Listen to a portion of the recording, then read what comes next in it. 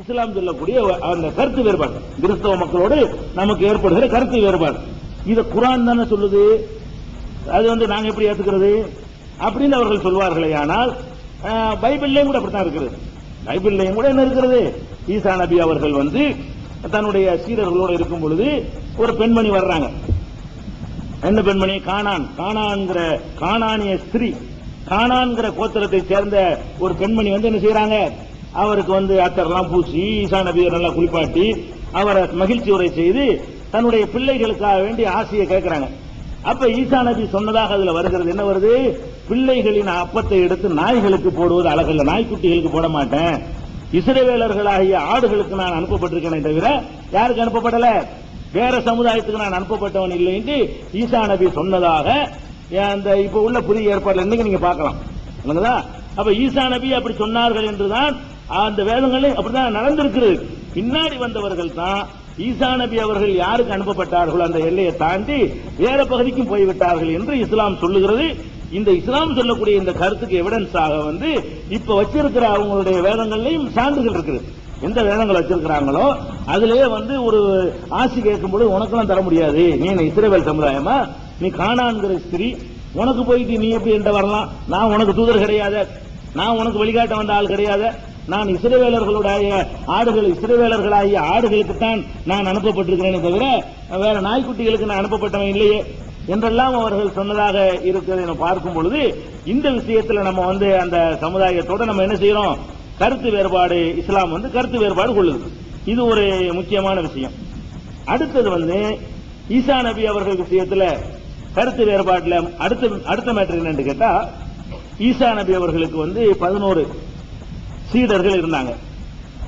அந்த அவங்க கருத்து பிரகாரம் இந்த 11 சீடர்கள்ல ஒரு சீடர் என்ன பண்ணிட்டாருன்னு கேட்டா காட்டி கொடுத்துட்டாரு. அந்த அவங்களோட நம்பிக்கை பிரகாரம் ஈசா நபி நினைச்சிட்டாரு, எதிரிகள் கொள்ளுவதற்கு வரும் பொழுது இவர் தான் ஈசா, யாரை கட்டி முத்தமிடுவானோ அவர் தான் கண்டுபிடிச்சிக்கணுங்க அப்படின்னு காசு வாங்கிட்டு, அது ரொம்ப காசுலாம் வாங்கலையா, 30 காசு தான், 30 வெள்ளி காசுக்கான்னு நினைச்சிட்டாரு. அதை வாங்கிட்டு அந்த சீடர் காட்டி கொடுத்துட்டாரு அப்படின்னு சொல்லுவாங்க. ஆனா இஸ்லாம் அது மறுக்குது. அப்படி இல்ல, ஈசா நபி அவர்கள் தயாரித்தவர்கள் எல்லாம் அப்படி பத்தரை மாற்றுறது பவுன்கள், அவங்க யாருமே விலை போகல, அவங்க யாருமே காட்டி கொடுக்கல. அல்ல 61வது அத்தியாயத்தில் 14வது வசனத்தில் எல்லாம் சொல்லி காட்டுகிறான், யா யுஹல்லதீன ஆமனு, நமக்கு அல்லாஹ் சொல்றான், நம்பிக்கையாளர்களே, கூனு அன்சார் அல்லாஹ், நீங்கள் அல்லாஹ்வுக்கு உதவியாளர்களாக ஆகிவிடுங்கள். எந்த மாதிரி ஆகணும் தெரியுமா, கமா கால ஈசா இப்னு மரியமில் ஹவாரியின், மரியமுடைய மகன் ஈசா தம்முடைய சீடர்களுக்கு சொன்னார், மன் அன்சாரி இலல்லாஹ், அல்லாஹ் விஷயத்தில் எனக்கு உதவி செய்பவர் யார் என்று சீடர்கள்ட்ட கேட்டார். காலல் ஹவாரியூன், சீடர்கள் எல்லாம் சொன்னார்கள், நஹனு அன்சாருல்லாஹ், நாங்கள் அல்லாஹ்வுக்காக உதவி செய்யக்கூடியவர்களாக இருக்கிறோம் என்று அவர்கள் சொன்னார்கள். அந்த மாதிரி நீங்களும் ஆகுங்கன்னு அல்லாஹ் நமக்கு சொல்றோம். ஈசா நபி கிடைத்த சீடர்கள் எப்படிப்பட்ட சீடர்கள் கேட்டா, அல்லாஹ்வுக்காக உதவி செய்வர்கள் ஆகுங்கள்னு சொன்ன உடனே நாங்க இருக்கிறோம் சொன்னார்கள். ஒரு ஆள் அப்படி இல்லைன்னா அல்லாஹ் நமக்கு முன்மாதிரியை சொல்ல மாட்டான், அதுல ஒருத்தன் மோசமா போயிட்டான்னு சொல்ல மாட்டான். ஈசா நபி அவர்கள் தம்முடைய சீடர்கள்ட்ட கேட்டாங்க, யார் எனக்காக அல்லாஹ் விஷயத்தில் எனக்கு உதவி செய்வர் யாருன்னு கேட்டாங்க. காலல் ஹவாரியூன், சீடர்கள் எல்லாம் சொன்னார்கள், நஹ்னு அன்சாருல்லாஹ், நாங்கள் அல்லாஹ்வுக்காக உதவி செய்யக்கூடியவர்களா இருக்கிறோம் என்று அவர்கள் சொன்னார்களே. அந்த மாதிரி நீங்களும் ஆகுங்கள், நமக்கு அல்லாஹ் சொல்றான், நம்பிக்கையாளர்களே, மூமின்களே, முஸ்லிம்களே, நீங்கள் என்ன செய்யுங்க, ஈசா நபிக்கு எப்படி சீடர்கள் கிடைத்தார்களோ அந்த மாதிரி நபி ஸல்லல்லாஹு அலைஹி வஸல்லம் அவர்களுக்கு உதவி செய்யக்கூடியவர்களாக நீங்கள் மாறுங்கள் அல்லாஹ் சொல்றான்னு கேட்டா, அந்த மக்கள் நம்ம ஒரு ஆளு கூட காட்டி கொடுக்க கிடையாது, நம்ம நம்ப கூடாது, தப்பது. நம்ம இஸ்லாமிய நம்பிக்கை பிரகாரம் ஈசா நபி அவர்கள்ட்ட நேரடியாக பயிற்சி எடுத்த அந்த 11 எத்தனை சீடர்களோ 11 அவங்க சொல்றாங்க. இஸ்லாம் நம்பரை சொல்லல, ஆனா சீடர்கள் அத்தனை பேருமே நல்லவர்களாக இருந்தாங்க. யாரும் காட்டி கொடுக்கிற அளவுக்கு, சீடர்கள் அளவுக்கு நெருக்கமான ஒரு இடத்தை பெற்றவர் ஒரு அற்பமான காசுக்காக காட்டி கொடுப்பாரா? மறுமை நம்பிக்கை அடிப்படையில் வார்த்தெடுக்கப்பட்ட ஒரு சமுதாயம், செலக்ட் பண்ணப்பட்டவர்கள் சாதாரண ஆட்கள் கிடையாது, தேர்வு செய்யப்பட்ட அவருடைய சீடர்களா இருக்கிறாங்க.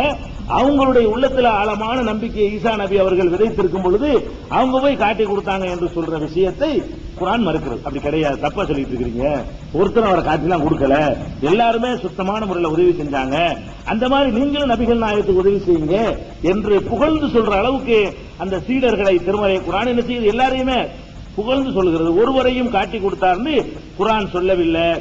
இது ஒரு முக்கியமான ஒரு வேறுபாடு. அடுத்தது என்னன்னு கேட்டா, ஈசா நபி அவர்களை பொறுத்த வரைக்கும் அவர்களுக்கு அல்லாஹ் ஒரு வேதத்தை கொடுத்ததாக சொல்லி காட்டுறான். என்ன வேதம்? இன்ஜீல்ங்கிற வேதம். குர்ஆன்ல எடுத்து பாத்தீங்கன்னா ஈசா நபி அவர்களுக்கு இன்ஜீல்ங்கிற வேதத்தை கொடுத்தேங்கிற செய்தியை 3:48 நீங்க பார்க்கலாம், 5:46 பார்க்கலாம், 5:110 பார்க்கலாம், 57:27 பார்க்கலாம். இந்த வசனங்களை எல்லாம் ஈசா நபி அவர்களுக்கு அல்லாஹ் ஒரு வேதத்தை கொடுத்திருந்தான். அந்த வேதத்தின் அடிப்படையில் அவர் மக்களுக்கு போதனை செய்தார், மக்களை நல்வழிப்படுத்தினார். அதோடு சேர்த்து தௌராத்தையும் சொல்லி கொடுத்தார். தௌராத் என்பதே முந்தைய நபிமார்களுக்குள்ள வேதமா இருந்தாலும் அந்த வேதத்தையும் கற்றுக் கொடுத்து இவருக்கு புதுசாக இன்ஜீல் என்ற வேதத்தையும் அல்லாஹ் கொடுத்தான் என்ற விவரத்தை இந்த 4 வசனங்கள்ல நீங்கள் பார்க்கலாம். ஆனால் ஈசா நபிக்கு கொடுத்த வேதம் என்று ஏதாவது உலகத்தில் இருக்குதான்னு கேட்டா இல்ல. ஈசா நபிக்கு அல்லாஹ் வேதம் கொடுத்ததா சொல்றான் இல்லையா? வேதம்டா என்ன? ஈசா நபி அவர்கள் எந்த புஸ்தகத்தை அடிப்படையாக வைத்து மக்களுக்கு நல்வழிப்படுத்தினார்களோ அந்த புஸ்தகத்துக்கு பேர் தான் வேதம். அப்படி ஒரு வேதம் நமக்கு எப்படி குர்ஆன் இருக்கிறதோ, நம்ம முஸ்லீம்கள் நமக்கு குர்ஆன் இருக்கிறது, மூசா நபிக்கு தௌராத் இருந்தது, தாவூது நபிக்கு ஜபூர் இருந்தது, இன்னும் பல நபிமார்களுக்கு பெயர் சொல்லப்படாத பல வேதங்கள் இருந்தன. அந்த வேதங்களை வைத்துக் கொண்டு இப்படி அல்லாஹ் சொல்றான், இப்படி அல்லாஹ்விடம் கட்டளை வந்திருக்குது என்று மக்கள் நல்வழிப்படுத்துவாங்க. இப்படித்தான் எல்லா நபிமார்களும் செஞ்சாங்க. ஈசா நபி அவர்களும் அந்த மாதிரி தான் பண்ணியிருப்பாங்க. ஏன்னா இன்ஜில் அல்லாஹ் வேதத்தை கொடுத்திருக்கிறான். அவங்களுக்கு அல்லாஹ் வேதத்தை கொடுத்திருந்தான்னு சொன்னா அந்த வேதம் எங்க? ஈசா நபி கொடுத்த வேதம் இப்ப யாருக்குமே இல்ல. இன்ஜில் சொல்றமே ஈசா நபி கொடுத்த வேதம் கிடையாது. ஈசா நபியை பற்றி பின்னாடி வந்தவர்கள் எழுதின செய்திகள் தான் இருக்கிறது. ஈசா நபி அவர்கள் அங்க போனாங்க இங்க போனாங்கன்னு சொல்லி ஈசா நபியுடைய அதாவது சிலுவையில் அறையப்படுறாருன்னு சொல்றாங்க இல்லையா? அதுல நமக்கு கருத்து வேறுபாடு உண்டு.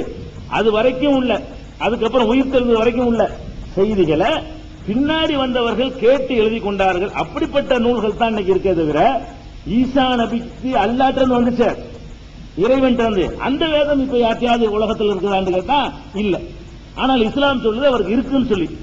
இதை நீங்கள் இந்த புதிய ஏற்பாடுகளை படிச்சு பாத்தீங்கன்னு சொன்னா இயேசுநாதர் போனாரு, ஒவ்வொரு யூத ஆலயங்களுக்குள்ளே நுழைஞ்சாரு, நுழைந்து ராஜ்யத்தின் சுவிசேஷத்தை பிரசங்கித்தார் அப்படின்னு வரும்.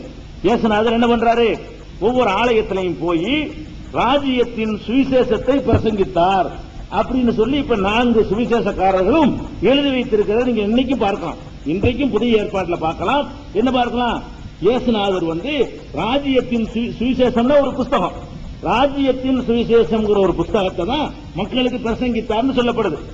அவர் பிரசங்கித்தார்னு சொன்னா அந்த ராஜ்யத்தின் சுவிசேஷம் ஒரு புஸ்தகம் உலகத்தில் இருக்கணுமா இல்லையா? இல்ல.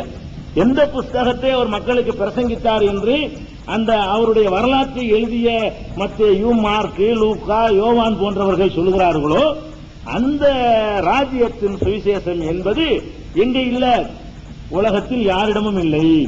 அவர் எந்த புஸ்தகத்தை போதித்தாரோ, ஒரு புஸ்தகத்தை போதித்தார்னு குர்ஆனும் சொல்லுகிறது. ஒரு புஸ்தகத்தை வைத்து மக்களுக்கு போதனை செய்தார் என்று இந்த 4 சுவிசேஷக்காரர்களும் சொல்கிறார்கள். மத்தேயு சொல்கிறாரு, மார்க் சொல்றாரு, லூக்கா சொல்றாரு, யோவான் சொல்றாரு. என்ன சொல்றாங்க? ராஜ்யத்தின் சுவிசேஷத்தை பிரசங்கித்தார்னு வருது. ஒரு புஸ்தகத்தை வச்சு மக்களுக்கு அறிவுரை சொன்னாரு. அவர் எந்த புஸ்தகத்தை வைத்து அறிவுரை சொன்னாரோ அந்த புஸ்தகம் இங்கேன்னா இல்ல, யாரிடமும் இல்லை. அவரை பற்றி மற்றவர்கள் எழுதின செய்திகள் தான். அவர் அங்க போனாரு, இங்க போனாரு, தூங்கினாரு, சாப்பிட்டாரு, எதிரிகள் மீடிய கத்துக் கொடுத்தாரு, அப்படி செஞ்சாரு, சீடர்கள் கூட்டிட்டு போனாரு, படகுல ஏறினாரு, இப்படியான அவங்களுடைய சம்பவங்கள் புறாம சொல்றாங்க. அதெல்லாம் அவரை பற்றி பிந்தி வந்தவங்க இருந்த மேட்டர்கள். அவர் ஒரு புஸ்தகத்தை வச்சு ரசூல் ஸல்லல்லாஹு அலைஹி வஸல்லம் நபிகள் நாயகம் அவங்க குர்ஆனை வைத்து மக்களுக்கு போதித்தார்கள் நம்ம சொல்றோம். அந்த குர்ஆன் நம்ம இருக்கா இல்லையா? எந்த குர்ஆனை வைத்து நபிகள் நாயகம் மக்களுக்கு போதனை செஞ்சாங்களோ அந்த குர்ஆன் நம்மகிட்ட இருக்குது. நபிகள் நாயகத்தினுடைய செயல்களை அறிவிக்கிற ஹதீசுகள் நம்மகிட்ட இருக்குது.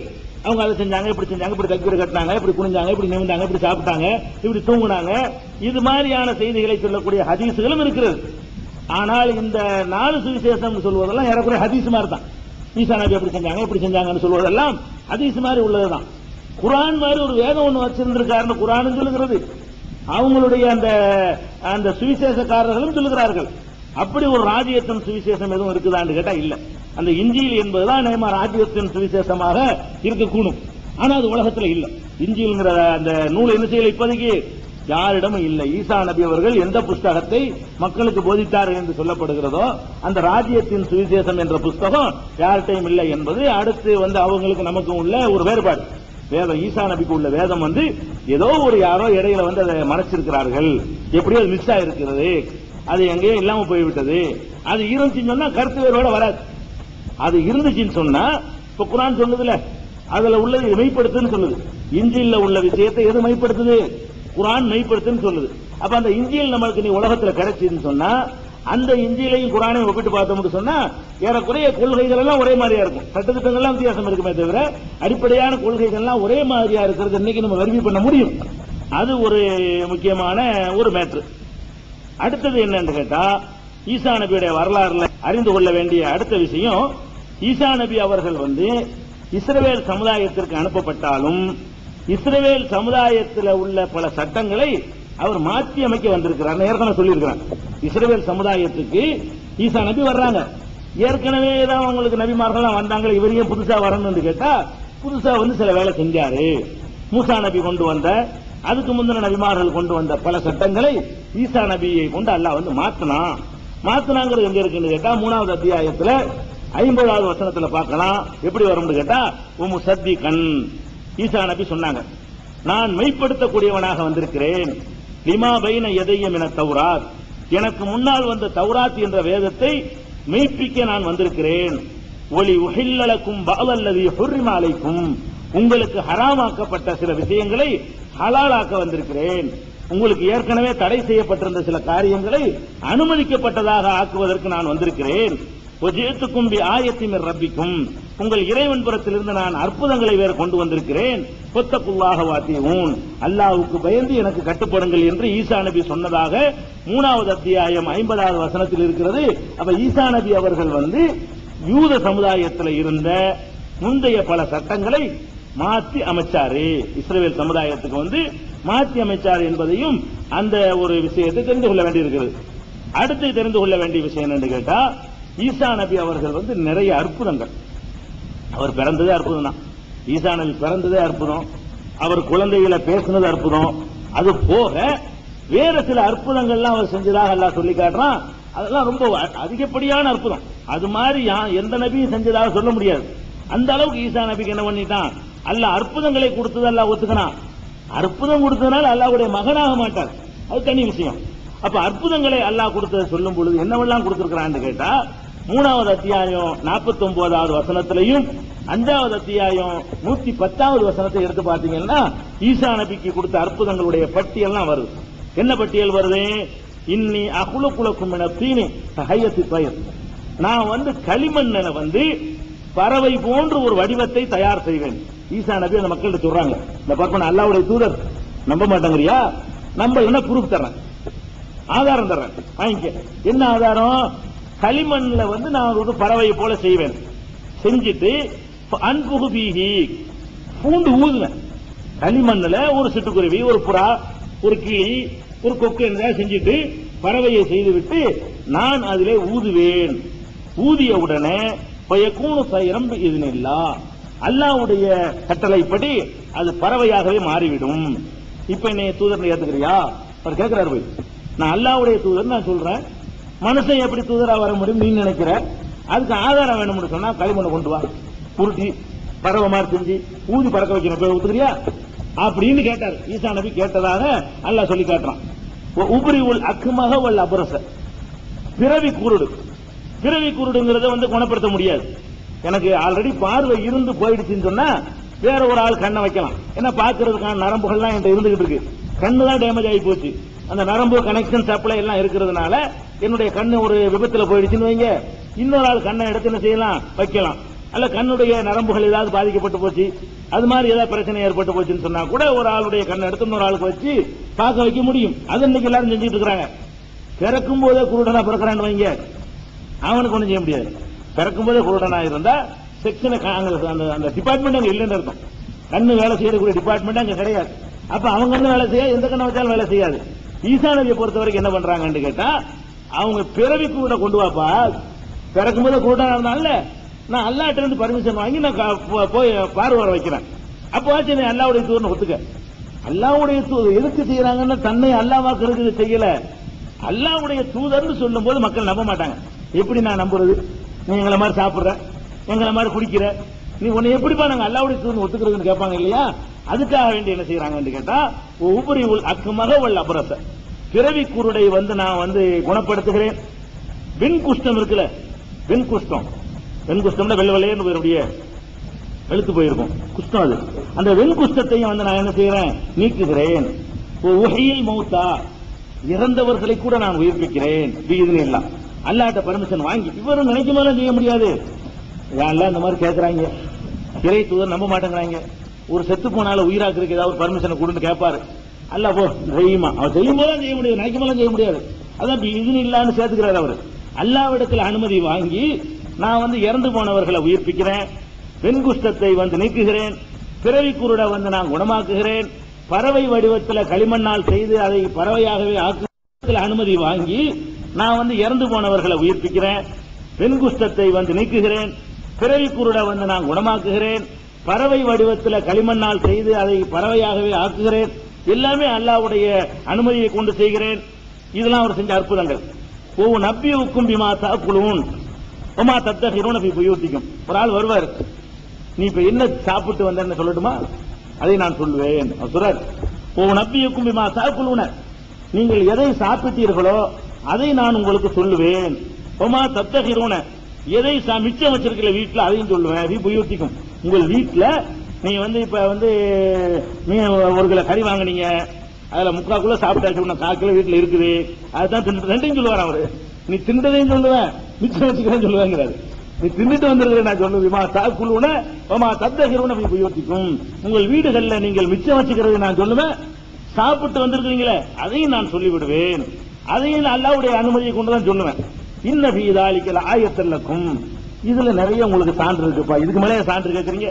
இன் குன்தும் மூமினீன், நீங்க நம்புற ஆட்களா இருந்தா இதுல பெரிய அத்தாட்சி இருக்குப்பா, பிறகு என்னப்பா என்னை தூதர்ல ஏத்துக்கிற வேண்டியானப்பா அப்படின்னு அவர் சொன்னதாக 3வது அத்தியாயத்துல 49வது வசனத்துல இவ்வளவு செய்திகளும் இருக்கிறது. அதே மாதிரி என்ன இருக்குன்னா 5வது அத்தியாயத்துல 110வது வசனத்துல அல்லாஹ் சொல்லி காட்டுறான், துகல்லி முன்னா. இதுல அல்லாஹ்வே அவர்கிட்ட சொன்னதா வருது. 3:49 எப்படி வருதுன்னு கேட்டா, அவர் போய் மக்கள்கிட்ட சொன்னதா வருது. நான் அதை செய்வேன், நான் இது செய்வேன் அவர் சொல்றாரு. 5:110 எப்படி வருதுன்னு கேட்டா, நீ இது செய்வே, நீ இது செய்வே அல்லாஹ் அவர்கிட்ட சொல்றான். எப்படி சொல்றான்னு கேட்டா, துகல்லி முன்னாஸ பில் மஹதி வ கஹலா, நீ குழந்தையா இருக்கும் போதும் இளமை பருவத்திலையும் மக்கள்கிட்ட பேசுறாய், அது ஒரு அத்தாட்சி. இது அல்லம் துக்கல் கிதாப ஒல் ஹிக்மத ஒ தௌராத்த ஒல் இஞ்சில், உனக்கு நான் வேதத்தை கற்றுக் கொடுத்திருக்கிறேன், ஞானத்தை தந்திருக்கிறேன், தௌராத்தை கற்றுக் கொடுத்திருக்கிறேன், இஞ்சில கற்றுக் கொடுத்திருக்கிறேன். அடுத்த கிஃப்ட், அதுக்கு அடுத்த கிஃப்ட் என்னன்னு கேட்டா, இது தகுலுக்கு மின தீனிக்கு ஹையத்தி தைரி, பறவை வடிவத்திலே நீ ஒரு களிமண்ணால் செய்வாய். இது நீ என்ற அனுமதி வாங்கி, அதை சொல்றான், என்னிடத்துல அனுமதி வாங்கி பறவை வடிவத்தில் நீ களிமண்ணால் செய்வாய். தன்புகு பீகா, அதுல நீ ஊதுவாய். தக்கூணு தைரம் இது நீ என்னுடைய அனுமதியை கொண்டு அது பறவையாக மாறும். அந்த கிஃப்ட உனக்கு தந்திருந்தேன். ஒரு துபரிவுல் அக்கமாக வல்ல அபரச, வெண்குஷ்டம் பிறவி குருடு என்ற நோயை நீ நீக்குவாய். இது நீ அதுவும் என்னுடைய அனுமதியை கொண்டுதான். ஒவ்வொருத்தரும் திருப்பி இது நீ என்ற பர்மிஷன் வாங்கி நினைக்கும் போல செய்ய முடியாது. நீ என்கிட்ட கேட்டுக்கணும், நான் எஸ்னா நீ செய்யலாம். இது நீ என்னிடத்துல பர்மிஷன் வாங்கி அதையும் செய்வாய். ஒயில் துகுருஜில் மௌத்தாபி, இது நீ இறந்து போனவர்களை கூட என்னிடத்தில் அனுமதி வாங்கி நீ உயிர்ப்பிப்பாய், அதையும் என்னிடத்துல அனுமதி வாங்குவாய் என்று அடுத்தெல்லாம் சொல்லி காட்டுறான். இதெல்லாம் உனக்கு நான் செஞ்சிருந்தேன் அப்படின்னு சொல்லிட்டு, இதெல்லாம் ஈசா நபிக்கு செய்த ஒரு அற்புதம். அது போக ஈசா நபி கொடுத்த இன்னொரு முக்கியமான சிறப்பு என்னன்னு கேட்டா, ரூஹுல் குதுஸ், பரிசுத்த ஆவி. இது ஜிப்ரீல் அலைஹிஸ்ஸலாத்துக்கு பேர். ஜிப்ரீல் என்ற வானவருக்கு என்ன பேரு? ரூஹ் என்றவருக்கு ஒரு பேரு, ரூஹுல் அமீன் என்று ஒரு பேரு, ரூஹுல் குதுஸ் என்று அவருக்கு பேரு. குர்ஆன்ல வெறும் ரூஹ்னு அவர் சொல்றான். தன்சலுல் மலாயிகத்து ஒரு ரூஹ், வானவர்களும் இறங்குவார்கள், ரூஹும் இறங்குவார். ஜிப்ரீல் அல்லாஹ் அப்படி சொல்லி காட்டுறான். இன்னொரு இடத்துல அல்லாஹ் சொல்லி காட்டுறான், நஸல பிஹி ரூஹுல் அமீன், நம்பிக்கைக்குரிய ரூஹ் இந்த குர்ஆனை உமக்கு இறக்கினார். அலா கல்பிக்க, உன்னுடைய உள்ளத்துல யார் இறக்கினார்னு கேட்டா, நஸல பிஹி ரூஹுல் அமீன், ரூஹுல் அமீன் ஆகிய நம்பிக்கைக்குரிய ரூஹ், உயிர், ஆவி அப்படின்னு சொல்லி அவருக்கு இன்னொரு பேர் இருக்கிறது. அடுத்த ஒரு பேர் என்னன்னு கேட்டா, ரூஹுல் குதுஸ், பரிசுத்தமான ரூஹு. ஏன்னா மனிதனுடைய ரூஹு பரிசுத்தம்னு சொல்ல முடியாது. வானவர்களுடைய ரூஹு பரிசுத்தம். அதுல ஒரு பேரவும் ஆக்கிட்டான்ல ஜிப்ரீலுக்கு. இவருக்கு கொடுத்த அடுத்த கிஃப்ட் என்னன்னு கேட்டா, ஜிப்ரீல் அலைஹிஸ்ஸலாம் அவர்களை அவரோடவே அல்லாஹ் கூடவே வச்சிருக்கான் பாதுகாப்புக்கு. ஜிப்ரீல் அலைஹிஸ்ஸலாம் வந்து வஹியை கொண்டு வருவாங்க இல்லையா, அந்த வேலை செய்யற ஜிப்ரீல் அலைஹிஸ்ஸலாத்தை என்ன பண்ணிவிட்டான் அல்லாஹ், அவரை கொண்டு இவரை பலப்படுத்தினேங்கிறான். யாராவது கை வச்சா அவர் தொலைச்சு விடுவார். ஈசா நபி கொல்லப்படலன்னு அதனால நம்ம சொல்றோம். அல்லாஹ்வுடைய நேர அது ஈசா நபி கொல்லப்பட்டாங்களா இறந்துட்டாங்களாங்கிற மாதிரி நம்ம கடைசியா எடுத்துக்கிறோம், இந்த தொடர்ல வரும். இப்ப தெரிஞ்சுக்கிறது என்னன்னு கேட்டா, அல்லாஹ் அப்படி சொல்லி காட்டுறான். எப்படி சொல்றான்னு கேட்டா, ஆத்தைனா ஈசபுன மரியமல் பையினார், மரியமுடைய மகன் ஈசாவுக்கு தெளிவான சான்றுகளை கொடுத்து, ஐயதுனாஹு பிரூஹில் குதுஸ், ரூஹுல் குதுஸை கொண்டு அவரை பலப்படுத்தினோம் அப்படிங்கறத வந்து 2வது அத்தியாயத்துல 87வது வசனத்துல எல்லாம் சொல்லி காட்டுறான். அதே 2வது அத்தியாயத்துல பக்ராவுல 253வது வசனத்துல ஆத்தைனா ஈசபுன மரியமல் பையினார் ஐயதுனாஹு பிரூஹில் குதுஸ் என்ற அதே வாசகத்தை அல்லாஹ் சொல்லி காட்டுகிறான். 5வது அத்தியாயம் 110வது வசனத்துல அல்லாஹ் சொல்லி காட்டுறான், இது ஐயத்துக்க பிரூஹில் குதுஸ், பரிசுத்தமான ரூஹை கொண்டு உன்னை நான் பலப்படுத்தினேன் அப்படிங்கறத வந்து அல்லாஹ் அங்கேயும் சொல்லி காட்டுகிறான். அப்ப ஜிப்ரீல் அலைஹிஸ்ஸலாம் அவர்களை வந்து அவருடைய மெய்க்காவலராகவே அல்லாஹ் அனுப்பி வச்சிருந்தான். அவர் மேல யாரும் கை வைக்காம அவருக்கு எல்லா நேரத்திலையும் பாதுகாக்கக்கூடியவராக ஒரு வானவரையும் அல்லாஹ் யாருக்கு இப்படி செய்யல, எந்த ஒரு இறை தூதருக்கு அப்படி செய்யல. அடிச்சுட்டு போயிடலாம், எந்த தூதரையும் உதச்சா உதச்சு போடலாம், கொல்ல கூட செய்யலாம். எத்தனையோ தூதர்களை வந்து கொண்டு இருக்கிறாங்க. ஈசா நபிக்கு அல்லாஹ் என்ன சிறப்பு கொடுத்தான்னு கேட்டா, கூடவே ஒரு ஜிப்ரீல கூடவே அனுப்பினான். வானவர் கிட்ட இருக்கும்போது ஒருத்தரும் கைய வைக்க முடியாது, பிரட்டி விட்டு போயிருவார். ஜிப்ரீல் அலைஹிஸ்ஸலாம் வந்து அப்படி இந்த பூமியை தலைகளை பிரட்டி இருக்கிறாங்க, அந்த லூத் நபியுடைய சமுதாயத்தை அழிக்கிறதுக்காக வேண்டி. அந்த மாதிரியான ஒரு ஆள் கூடவே இருந்தாங்க என்று சொல்வதில் இருந்து அந்த எதிரிகள் அவரை கொண்டு விட்டாங்கிறதுலாம் எல்லாம் மறுக்கிறான். கூடவே நம்ம ஆளை போட்டு வச்சிருந்தோம், அவருக்கு பாதுகாப்பாக அவரை ஜிப்ரீலை நம்ம போட்டு வச்சிருந்தோம் என்ற விவரத்தையும் அல்லாஹ் வந்து சொல்றான். இது அவருடைய வரலாறுல தெரிந்து கொள்ள வேண்டிய இன்னொரு மேட்ரு. அதுக்கடுத்து என்னன்னு கேட்டா, ஈசா அலைஹிஸ்ஸலாம் அவர்களுக்கு வந்து இன்னொரு சிறப்பு ஒண்ணு கொடுத்திருந்தான்.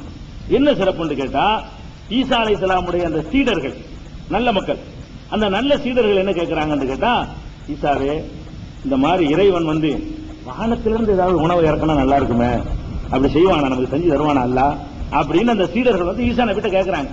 ஏன்னா அவர் என்னென்னமோ பண்ணி காட்டுறாரு, அதனால வந்து கேட்கிறாங்க. இது காலல் ஹவாரியூன, ஈசா நபியுடைய சீடர்கள் கேட்டார்கள், யா ஈசபுன மரியம், மரியமுடைய மகன் ஈசாவே, ஹல் யஸ்ததியு ரப்புக ஐயு நஸில அலைனா மாயிதத்தம் மினஸ் ஸமா, வானத்திலிருந்து ஒரு உணவு தட்டை உணவோடு இறக்குவதற்கு இறைவனுக்கு முடியுமா என்று சீடர்கள் கேட்டார்கள். அப்ப ஈசா நபி கோபப்பட்டு சொல்றாங்க, என்ன முடியுமா நினைக்கிறீங்க, இத்தகுல்லா, அல்லாஹ்வை பயந்துக்கிறங்க, இன் குன்தும் முஃமினீன், நீங்கள் நம்பிக்கை கொண்டவர்களாக இருந்தால் அல்லாஹ்வை பயந்து கொள்ளுங்கள் என்று அவர் சொல்றாரு. உடனே அவங்க சொல்றாங்க, நம்பிக்கையெல்லாம் இல்லாம எல்லாம் இல்ல, கால அவங்க சொல்றாங்க, நுரீது அன் மின்ஹா உன் அத்துமையின்ன குலூபுனா, நாங்க அதை சாப்பிட்டு ருசி பார்க்கறதுக்காக வேண்டியும் அல்லாஹ்விலிருந்து வந்த உணவை எப்படி டேஸ்ட் பார்க்கணும், அதை நாங்க விரும்புகிறோம். உன் அத்துமையின்ன குலூபுனா, எங்களுடைய உள்ளங்கள் அமைதி பெறணும், அல்லாஹ் கண்டிப்பா செய்வான் அப்படி நிம்மதி பெறணும் என்பதற்காக வேண்டியும், சதக்தனா, நீங்கள் கூறுவது உண்மைதான் என்பதை சந்தேகமர நாங்கள் அறிந்து கொள்ள வேண்டும் என்பதற்காக வேண்டியும், நக்கூன அலைஹா மினசாகிதீன், அதற்கு சாட்சியாளர்களாக நாங்கள் ஆக வேண்டும் என்பதற்காக வேண்டியும் இதை கேட்கணும். எப்படியாவது ஒரு உணவு தட்டை வந்து இறக்கிருங்க அப்படின்னு கேட்ட உடனே ஈசா அலைஹிஸ்ஸலாம் சொல்றாங்க, கால ஈசா இப்னு மரியம், உடனே ஈசா அலைஹிஸ்ஸலாம் சொன்னார்கள், அல்லாஹும்ம இறைவா, ரப்பனா எங்கள் ரட்சகா, அன்சில் அலைனா மாயிதத்தம் மினஸ் ஸமா, வானத்திலிருந்து எங்களுக்கு ஒரு உணவு தட்டை இறக்கி வை அப்படின்னு கேட்டாங்க. அவங்களுக்கு சுயமா சக்தி இல்லைன்னு வழங்குது. அப்படியே வந்தா இந்த கொண்டு வர மந்திரம் போடலவர். அவங்க வந்து தோழர்கள் சீடர்கள் கேட்ட உடனே அல்லாஹ்விடத்துல பிரார்த்தனை பண்றாங்க, தக்கூனுலனா ஐதன் லி அவ்வலினா வ ஆகிரினா, எங்களில் உள்ள முதலாமவருக்கும் எங்களில் கடைசியானவருக்கும் அது ஒரு திருநாளாக அமையும். நீ எங்களுக்கு ஒரு உணவு தட்டை இறக்கி வச்சேன்னு சொன்னா அது எங்களுக்கு ஒரு பண்டிகையா நாங்க ஆக்கிக்கிடுவோம் அப்படின்னு ஈசா அலைஹிஸ்ஸலாம் அவர்கள் அல்லாஹ்ட்ட பிரார்த்தனை பண்ணி வருசுகுணா எங்களுக்கு ரிஸ்க் கொடு என்று கேட்டார்கள். உடனே அல்லாஹ் என்ன இறக்கிறான், நான் இறக்குகிறேன். இறக்கின பிறகு யாராவது நிராகரிச்சு போனீங்கன்னு சொன்னா உலகத்துல யாரையும் தண்டிக்காத அளவுக்கு தண்டிப்பவங்கள அப்படிங்கிற நிபந்தனையோட அந்த உணவு தட்டை எல்லாம் இறக்கி வைத்தாங்கிற விஷயத்தை 5வது அத்தியாயம் 115வது வசனத்துல பாக்குறோம். இதுவும் ஈசா நபிக்கு கொடுத்த ஒரு அற்புதம். ஈசா நபிக்கு அல்லாஹ் கொடுத்த அற்புதம் வானிலிருந்து உணவு தட்டு கொடுத்தது. அதனால அந்த அத்தியாயத்துக்கு உங்களுக்கு பேர் உணவு தட்டுன்னு பேரு. 5வது அத்தியாயம் இருக்குது மாயிதா, மாயிதாண்டா உணவு தட்டுன்னு அர்த்தம். இந்த உணவு தட்டை இறக்க சொல்லி அவங்க கேட்டதுனால அல்லாஹ் உணவு தட்டை இறக்குனதுனால அந்த செய்தி அந்த அத்தியாயத்துல 115வது வசனத்துல இடம்பெற காரணத்தினால அந்த அத்தியாயத்துக்கு என்ன பேரு? மாயிதா, உணவு தட்டு என்ற ஒரு பெயர் என்பதாக அல்லாஹ் சொல்லி காட்டுறான். இது ஒரு ஈசா அலைஹிஸ்ஸலாமை பற்றி தெரிந்து கொள்ள வேண்டிய அடுத்த ஒரு விஷயம்.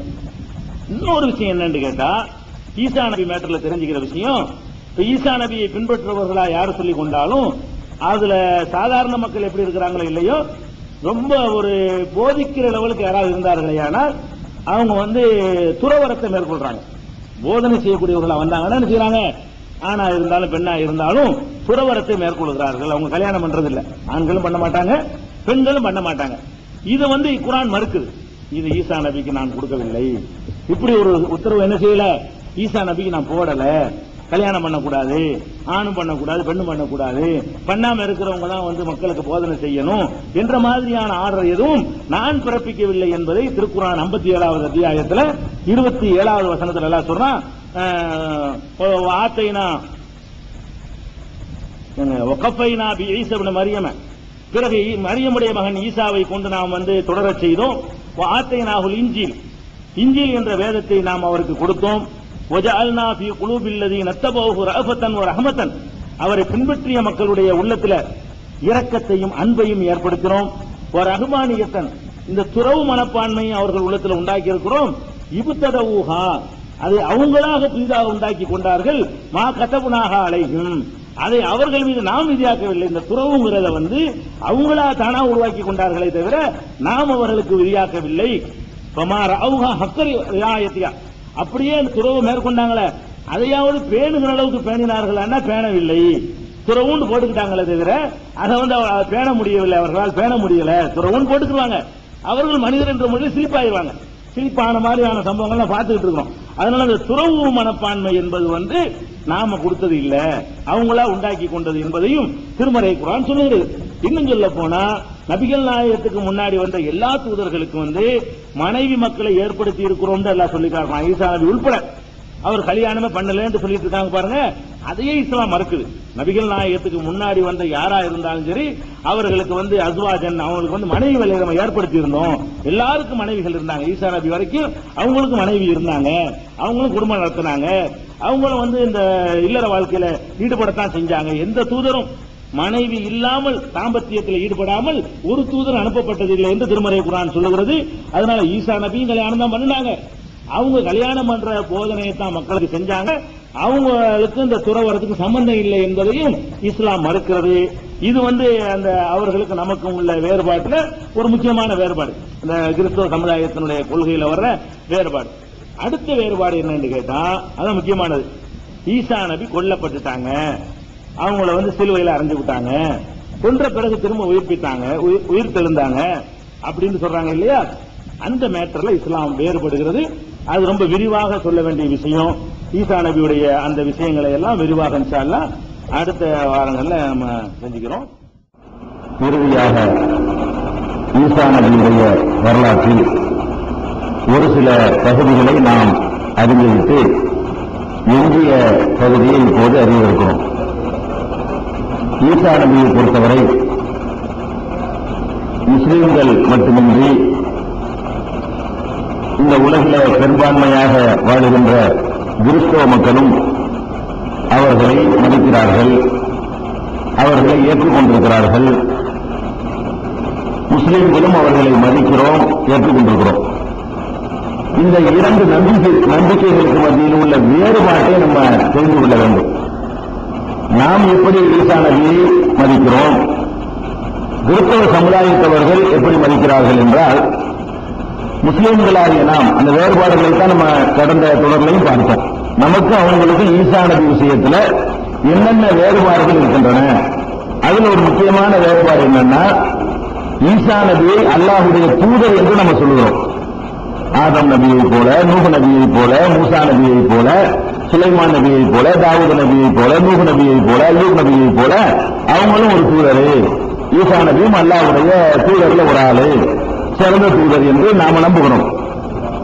கிறிஸ்தவ சமுதாய சகோதரர்கள் ஈசா நபி அல்லாஹ்வுடைய மகன் என்று நம்புகிறார்கள். அல்லாஹ்வுடைய கடவுளுடைய மகன் என்று நம்பினால் கடவுள் மகன் கடவுளாத்தான் இருக்கணும். ஒருவரை கடவுளுடைய மகன் என்று நம்ம சொல்லிட்டோம்னு சொன்னா அவரும் கடவுளாயிருவார். ஏன்னு கேட்டா மகன் என்பது தந்தையிலே உள்ள அம்சம் தான் மகன் இருக்கும். மனிதனுடைய மகன் மனிதனா தான் இருப்பான். ஒரு சிங்கத்தினுடைய குட்டி வந்து சிங்கமா தான் இருக்கும். அப்ப கடவுளுக்கு பிள்ளை என்று ஒருவரை நம்ம ஏற்றுக்கிட்டோம்னு சொன்னா அவர் கடவுளாக ஆயிடுவார். கடவுளுடைய மகன் என்று சொல்வது ஒண்ணுதான், கடவுள் என்று சொல்வது ஒண்ணுதான். அப்ப அந்த சமுதாய மக்கள் என்ன பண்றாங்கன்னு கேட்டா ஈசா நபியை கடவுளுடைய மகன் குமாரரு அப்படின்னு சொல்றாங்க. பிதா சுதன் என்று சொல்லுவாங்க. பிதான்னு சொன்னா தந்தை, அல்லாஹ் கர்த்தரை வந்து பிதா என்று சொல்வார்கள், தந்தை என்று. சுதன்னா மகனுக்கு சொல்றது. ஈசா நபியை வந்து மகன் என்று சொல்றாங்க. இந்த விஷயத்துல இஸ்லாம் எப்படி தன்னுடைய வாதத்தை வைக்குது? அந்த சமுதாய மக்கள் நபிகள் நாயகம் ஸல்லல்லாஹு அலைஹி வஸல்லம் காலத்துல வாழ்ந்தாங்க. கிறிஸ்தவ மக்கள் வந்து நம்ம எப்படி கிறிஸ்தவ மக்களோடு இன்னைக்கு வாழ்கிறோமோ அதே மாதிரி நபிகள் நாயகம் ஸல்லல்லாஹு அலைஹி வஸல்லமுடைய காலத்துல அவங்க வாழ்ந்த ஊர் தலைநகரமாகிய மதீனாவிலேயே யூதர்கள் இருந்தார்கள், கிறிஸ்தவர்கள் இருந்தார்கள். அந்த கிறிஸ்தவ மக்களை நோக்கி இஸ்லாம் அன்னைக்கு எடுத்து வச்ச வாதம் என்னன்னு கேட்டா 3வது அத்தியாயம் 59வது வசனத்துல நீங்க பாத்தீங்கன்னா இன்ன மஸல ஈசா இன்தல்லாஹி கமஸல் ஆதம். ஈசாவுக்கு ஒரு அல்லாஹ்விடத்தில் உதாரணம் சொல்வதாக இருந்தால் அவர் வந்து ஒரு ஆதமை போன்றவர் தான். ஈசா நபியை வந்து அல்லாஹ்விடத்தில் உதாரணம் சொல்வதாக இருந்தால் அவர் வந்து ஆதமை போன்றவர். ஹலகஹு மின் துராபி, அவரை மண்ணால் இறைவன் படைத்து சும்மா காலலஹு குன், ஆதி என்று பிறகு சொன்னான் அவர் உடனே ஆகிவிட்டார். ஆதம்ங்கிறவரை வந்து மண்ணால படைச்சா, மண்ணால படைச்சிட்டு ஆகுன்னு சொன்ன உடனே அவர் ஆகிட்டார். எப்படி ஆகு என்று சொன்ன உடனே அவனுடைய வல்லமையால் ஆதம் உருவானாரோ அதே மாதிரி தான் இவரும் வல்லமையால் உருவானார். அல்லாஹ்வுடைய ஆற்றல் ஒரு மெட்டீரியல் வச்சு உண்டாக்கல. இப்ப நம்ம எல்லாம் உருவாகிறதா இருந்தா ஒரு ஆணுடைய உயிரினம் வேணும். அந்த மாதிரி உயிரினங்களின் மூலமாகத்தான் நம்ம என்ன செய்யறோம், பிறந்து வந்திருக்கணும். ஒரு விந்து வேணும் இல்லையா? இவரை பொறுத்த வரைக்கும் தந்தை இல்லாம பிறந்ததுனால அப்ப எப்படி பிறக்கிறாரு? ஆகும் ஆயிரும். அல்லாஹ் ஆதம் அலைஹிஸ்ஸலாத்துக்கு எந்த விந்து இருந்தது? ஆதம் அலைஹிஸ்ஸலாம் படைக்கப்படுவதற்கு இந்த தகப்பனாருடைய உயிரினம் உள்ள ஒரு பிறந்தாரு. ஒண்ணுமே இல்லாம மண்ணில இருந்தே உண்டாக்க முடிஞ்ச அல்லாஹ்வுக்கு வந்து ஒண்ணுமில்லாம உருவாக்க முடியும். மண்ணிலிருந்து எப்படி ஆதம் அலைஹிஸ்ஸலாத்தை வந்து மண்ணில் ஏதாவது உயிரினம் இருக்குதா, அதுல ஜீவன் இருக்கா, உயிர் வர முடியுமா? மண்ணிலிருந்து வர முடியாது. வர முடியாத மண்ணில் இருந்து அல்லாஹ் எப்படி ஆதமை படைத்திருக்கிறானோ அந்த மாதிரி நீங்க இயேசுவை நம்பணும். ஈசாவை நீங்க அல்லாஹ்வுடைய மகன் சொல்றதா இருந்தா ஆதமே நீங்க சொல்லி ஆகணும். ஆதம் ஈசாவுக்காவது தாயார் இருந்தாங்க, இவருக்கு அதுவும் இல்லை. இயேசுநாதருக்காவது என்ன இருந்தாங்க? தகப்பனார் தான் இல்லையே தவிர அவங்களுக்கு ஒரு தாயார் இருந்தாங்க. மனிதர்கள் மாதிரியே கருப்பையில் அவங்க வந்து சுமக்கப்பட்டார்கள். மனிதர்கள் மாதிரியே அதை இருக்க எப்படி பிரசவிப்பாங்களோ, பெற்றெடுப்பார்களோ, பிறப்பார்களோ அதே மாதிரி ஈசா நபியும் பிறந்திருக்கிறாங்க. ஆனா ஆதம் அலைஹிஸ்ஸலாத்தை எடுத்துக்கிட்டீங்கன்னா அது கூட இல்லை. எந்த கருவையும் அவர் இருக்கல. அவன் மனிதனுடைய சாயலை வாடையே இல்லாமல் உருவானவர் இருக்காரு பாருங்க ஆதம் அலைஹிஸ்ஸலாம். அவரை வேண்டாம் நீங்க மகன் சொல்றது கொஞ்சமாச்சு அதிக சார்ந்து இருக்கிறத யோசனை சொல்ல முடியாது. பால் இருக்குல்ல, வாப்பாவில் எம்மா இருக்காங்கல்ல, தகப்பன் தான் இல்லையே தவிர தாயின்னு ஒண்ணு அவங்களுக்கு தேவைப்படுது. மற்றவர்கள் வளர்ற மாதிரி தாயுடைய கருவறையில் அவர் வளர வேண்டியிருக்குன்னு சொல்லி அல்லாஹ் அந்த மக்களுக்கு விளங்குறதுக்காக சொல்றான். எங்க ஆதாம் இருக்காரு, நீங்க என்ன கற்றுக்கிட்டு இருக்கிறீங்க? அவருக்கு வந்து தகப்பனும் இல்லை தாயும் இல்லையே, ஒரு மண்ணால செஞ்சு ஆகின்றவன ஆகியிருக்கிறாரு. அவர் நீங்க அல்லாஹ்வுடைய குமாரன் என்று சொல்லாம இவர் எப்படி நீங்க அல்லாஹ்வுக்கு மகன் சொல்ல வர்றீங்க? அப்படிங்கிற மாதிரியான ஒரு வாதத்தை திருக்குர்ஆன் அந்த மக்கள் மத்தியில் வைக்கிறது. 3வது அத்தியாயம் 59வது வசனம். அதே மாதிரி அந்த மக்கள் மத்தியில இறைவன் வைத்த வாதம் 4வது அத்தியாயத்துல 171வது வசனம். இதுல அந்த மக்களுக்கு தான் அல்லாஹ் பதில் சொல்றான். எப்படி சொல்றான்னு கேட்டா, யா அஹ்லல் கிதாப், வேதமுடைய மக்களே, லா தகுலூ ஃபீ தீனிக்கும், உங்கள் மார்க்கத்தில் நீங்கள் வரம்பு மீறாதீர்கள். உங்களுடைய மார்க்க விஷயத்தில் நீங்க எல்லை மீறி போகாதீர்கள். வலா தகூலு அலல்லாஹி இல்லல் ஹக், அல்லாஹ் விஷயத்தில் உண்மையை தவிர வேற எதையும் பேசாதீர்கள். பேசுற அல்லாஹ்வுடைய காட்டுக்கு அல்லாஹ்வுடைய விஷயத்தை பேசுவதாக இருந்தால் உண்மையை தவிர வேற எதையும் நீங்கள் பேசிவிடாதீர்கள். கர்த்தருடைய விஷயத்துல அல்லாஹ் கர்த்தர் அவங்களுக்கு எப்படி கர்த்தர் விஷயத்துல உண்மையை தவிர வேற எதையும் பேசிவிடாதீர்கள். இன்னமல் மஸீஹு ஈஸா இப்னு மரியம், மரியமுடைய மகனாகிய மஸீஹ் என்ற ஈசா அவர்கள் ரசூலுல்லாஹ், அல்லாஹ்வுடைய தூதர் தான். கலிமத்துஹு, அல்லாஹ்வுடைய கட்டளையால் உருவானவர். மெட்டீரியலை கொண்டு உண்டாகாம ஆகின்ற கட்டளையால் உருவாகிறார். நம்ம எல்லாம் நமக்கு ஒரு மெட்டீரியல் வழியாக ஒரு மூலப்பொருள் வழியாக நாம உருவாகணும். அவருக்கு மூலப்பொருளை இல்லை, மூலப்பொருளை இல்லைங்கும் போது ஆகின்ற கட்டளை தான் இருக்கிறது. அதனால கலிமத்துள்ள அல்லாஹ்வுடைய வார்த்தைன்னு அவருக்கு பேரு. கலிமத்துகு அல்லாஹ்வுடைய கட்டளையால் உருவானவரா இருக்கிறாரு, அல்லாஹ்வுடைய தூதரா இருக்கிறாரு. அல்லாஹ் ஒரு உத்தரவு மட்டும் உண்டாயிட்டார், அவ்வளவுதானே தவிர அல்காஹா இலா மரியம் அந்த கட்டளையை மரியமுக்கு பிறப்பித்தான். மரியமை நோக்கி அல்லாஹ் வந்து அந்த கட்டளையை பிறப்பிக்கிறான். அப்படி உருவானவர் ஈசா ஒரு இந்து அவனுடைய புறத்திலிருந்து உருவாக்கப்பட்ட ஜீவனமாக இருக்கிறார், உண்டுமாக இருக்கிறார். எனவே ஆமினு பில்லாஹி அல்லாஹ்வை நீங்கள் நம்புங்கள், ஒரு சுலுகி அவனுடைய தூதர்களை எல்லாம் நம்புங்க. மற்ற தூதர்கள் எப்படி தூதரா இருந்தாங்களோ அது மாதிரி இவரும் தூதர், இவரை நம்புங்க, எல்லா தூதர்களையும் நீங்க நம்புங்க. வலா தகூலு சலாசா மூன்று கடவுள் என்று சொல்லாதீர்கள், மூவர் என்று சொல்லாதீர்கள். பிதா சுதன் பரிசுத்தாய் என்று சொல்லுவாங்க இல்லையா, அந்த மூன்று நீங்க என்ன செய்யாதீங்க, சொல்லாதீங்க. இன்தஹு கைருல் லக்கும் இதிலிருந்து நீங்கள் விலகிக் கொள்ளுங்கள், அதுதான் உங்களுக்கு சிறந்தது. அவர் ஏதாவது தந்தை மகனுக்கு சொல்ற அறிவுரை மாதிரி அல்லாஹ் வந்து அந்த சமுதாயத்தின் மீது அக்கறை கொண்டு அந்த காலத்தில் ஒரு அழகான முறையில் அந்த மக்களுக்கு எல்லாம் எடுத்து சொல்லுவான்.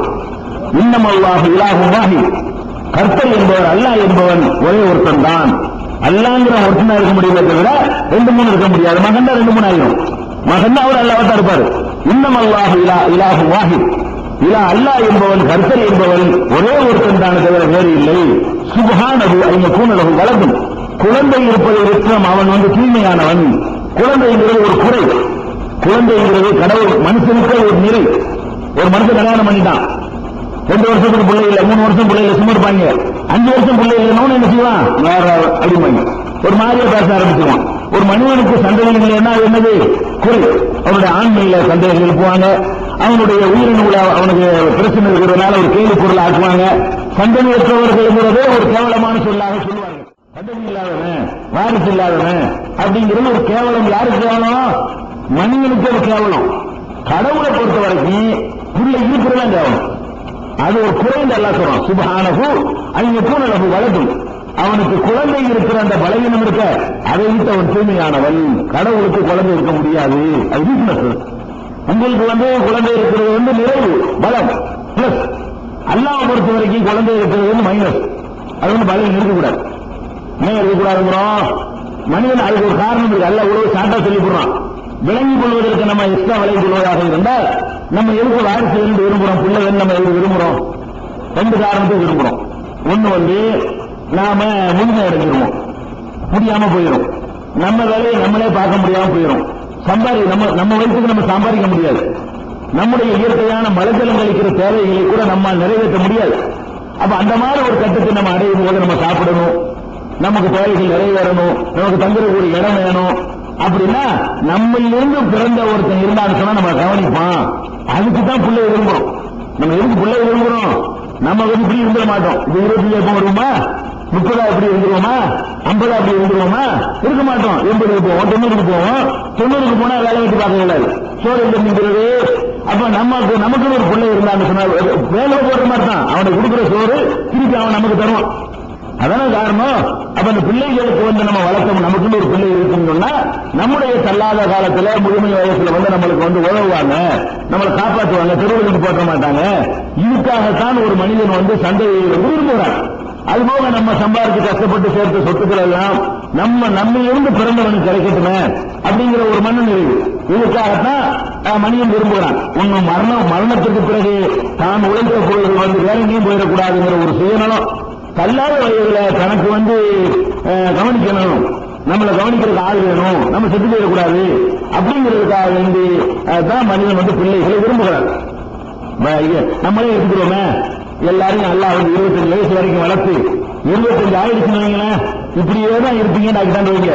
பிள்ளை விரும்புவதில்லை, நீங்க நம்ம ஜாலியா இருந்துட்டு போறோம், குழந்தையா இருப்பீங்க. 10, 15, 25 ஆயிடுச்சு, 25க்கு பிறகு 25 தான். அதுக்கு பிறகு எந்த ஒரு பலவீனம் கிடையாது, முதுமை கிடையாது, இப்படியே தான் இருப்பீங்க. ஒரு பொம்பளை 20 வயசு நின்றுவா, அப்படியே 20ஆவே இருப்பா, எப்பவும் அதே பருவத்தில் இருப்பான்னு சொன்னா அவங்க ஏன் பிள்ளை விரும்புறாங்க, நம்ம எப்படி இருக்க போறோம், ஜாலியா இருந்துட்டு போறோம். அப்படி அது தொந்தரவு எக்ஸ்ட்ரா சுமை தானங்க. அது இந்த எக்ஸ்ட்ரா சுமையை நம்ம ஏன் சகித்துக் கொள்கிறோம் கேட்டா, பின்னாடி நமக்கு ஒரு லாபம் இருக்கிறதுக்காகத்தான் நம்ம சகித்துக் கொள்கிறோம். அப்ப எல்லாருமே இப்படித்தான் இருப்போம், இன்றும் 16 இருப்போம்னு சொன்னா யாருமே பிள்ளை விரும்ப மாட்டோம். அப்ப அல்லாஹ் பொறுத்த கடவுளை பொறுத்த வரைக்கும் அவன் இந்த முதுமையாயிர போறானா, முடியாம போயிருமா, ஏழாம போய் படுத்துக்கிடுவானா, யாராவது சோறு போட மாட்டாங்களான்னு எதிர்பார்க்க போறான். அவன் முதுமை இல்லாத ஒருத்தனுக்கு எதிர்பார்க்க புள்ள, உங்களுக்கு முதுமை வரை கலவனா போவீங்க, அதனால புள்ள வேணும். கடவுள் வந்து முதுமையா போயிருவாரு, ஏழாம போயிருமா அவருக்கு, ஏன்னா புண்ணியில 14 இவ்வளவு வானம் புண்ணியம் கட்டி அழுவ முடியலன்னு பாத்துக்க.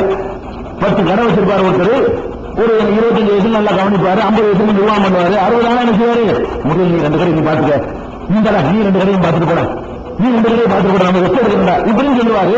அல்லாவுக்கு முடியாம போய் இந்த சூரியன் நீ பாத்துக்க, நமக்கு பெரிய கஷ்டமா இருக்கு, சந்திரன் நீ பாத்துக்க, அந்த வானத்தை 7 வானம் முதல் வானத்தை எடுத்துக்க, இப்படின்னு சொல்ல போறாரு கடவுள். அவருக்கு என்னத்துக்கு புள்ளங்க, புள்ள தேவை என்பது கடவுளுக்கு எதுக்கு புள்ள தேவை, கொஞ்சம் போறாரா, கொஞ்சம் மகிழ போறாரா, என்ன அவசியம் இருக்கு?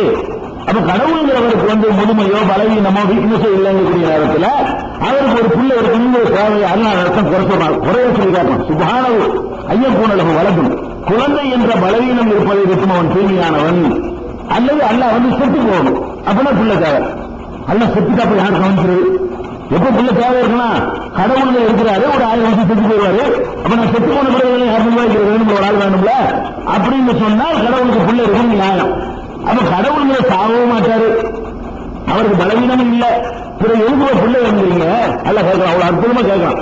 சுபஹானஹு ஐயக்கூனலஹு வலதுன், குழந்தை இருக்கிற பலவீனத்தை விட்டும் அல்லாஹ் வந்து தூய்மையானவன். அது வந்து பலவீனம், அந்த வீக்னஸ் அவனுக்கு கிடையாது.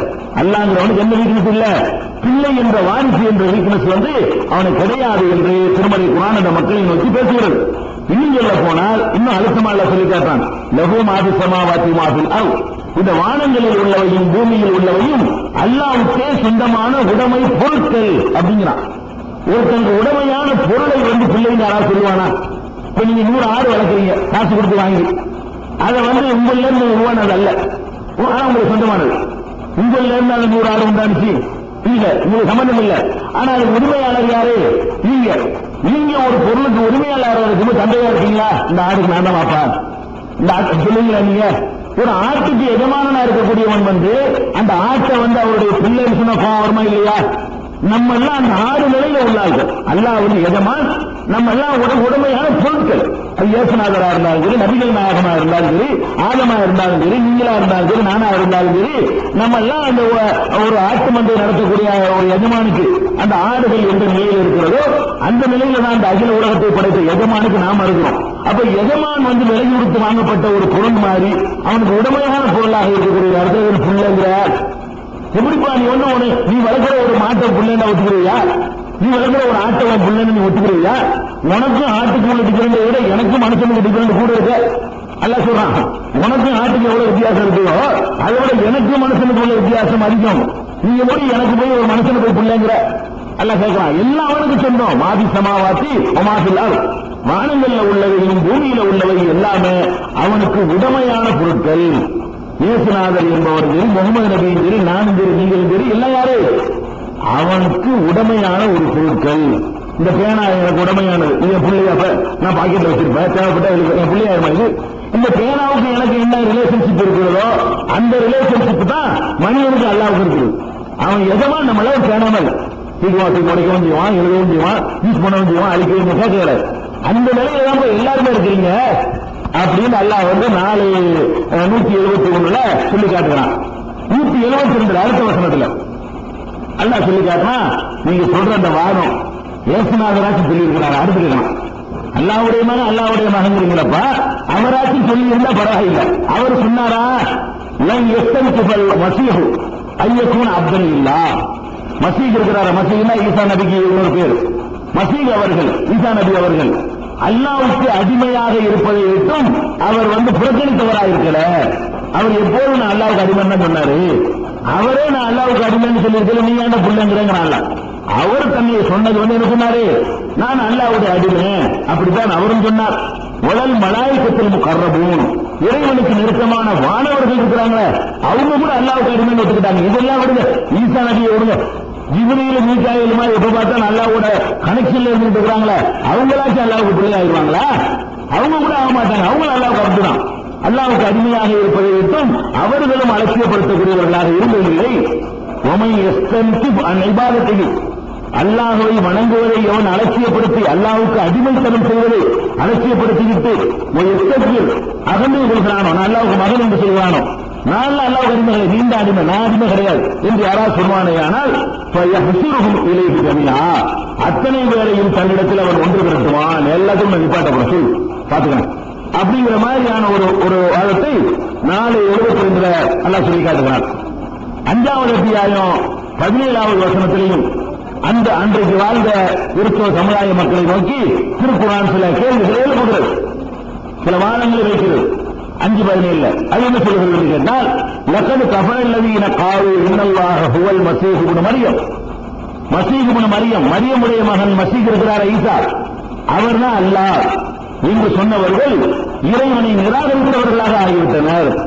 இறைவன் இல்லைன்னு சொல்றது ஒண்ணுதான், வேற ஒருத்தரை இறைவன் சொல்றது ஒண்ணுதான். அல்லாஹ் பொறுத்த வரைக்கும் லக்கது கஃபர நிராகரிப்பவர்களாக ஆகிவிட்டார்கள், நாட்டிகர்களாக ஆகிவிட்டார்கள் தான், கடவுளை மறுத்தவர்களாக ஆகிவிட்டார்கள். யார் ஆகிவிட்டார்களா? அல்லதீன காலூ இன்னல்லாஹ ஹுவல் மஸீஹ் இப்னு மரியம், மஸீஹ் இப்னு மரியம் இருக்கார, மரியமுடைய மகன் மஸீஹ், அவர்தான் அல்லாஹ் என்று சொன்னவர்கள் நிராகரிப்பாளர்களாக மாறிவிட்டார்கள், இறை நிராகரிப்பாளர்களாக ஆகிவிட்டார்கள். சொல்லிட்டு அல்லாஹ் கேட்கிறான், குல் முகமது நபியே, நீங்கள் அந்த மக்களிடத்தில் கேளுங்க, அந்த மக்கள் ஒரு கேள்வியை கேளுங்க. என்ன கேள்வி கேட்டா, ஃபமை யம்லிக் மினல்லாஹி ஷைஅன் இன் அராத அன் யுஹ்லிகல் மஸீஹ் இப்னு மரியம் வ உம்மஹு வ மன் ஃபில் அர்தி ஜமீஆ.